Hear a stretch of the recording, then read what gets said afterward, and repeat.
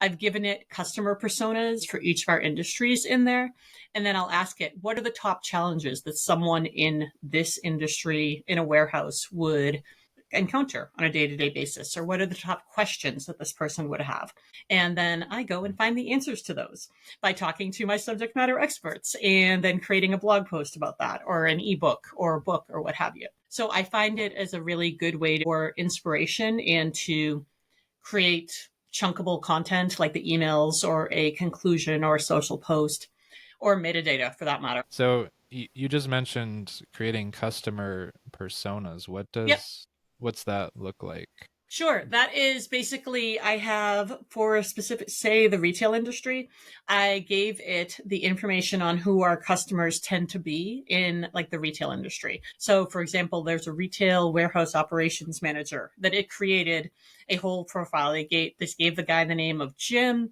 They said that he is in his 40s. He's worked at the warehouse for 20 years. He's moved his way up to warehouse manager. He likes to fish on the weekends, which, okay, that's a detail I didn't really need, but fine, we'll go with it.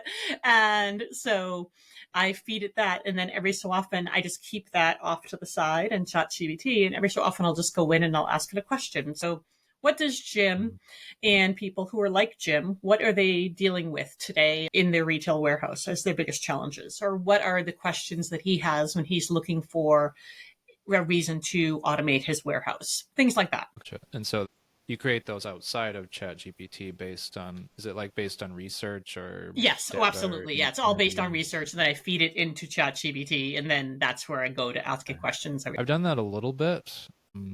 For our customers, it was not very that's interesting that you get so granular as to like fishing on the weekends. Yeah, it gave a whole. I asked it for some blog post titles that this Jim might like, and it went for a whole thing. There were some that were interesting to me, and then there were some of how to provide a soothing aesthetic in your warehouse through color palettes. And I was like, I don't think Jim cares about that, but maybe I'm wrong. Or how, who to go to for guidance instead of your therapist. I'm like, really, this is not something I should be writing as a robotics warehouse automation professional. Thank you.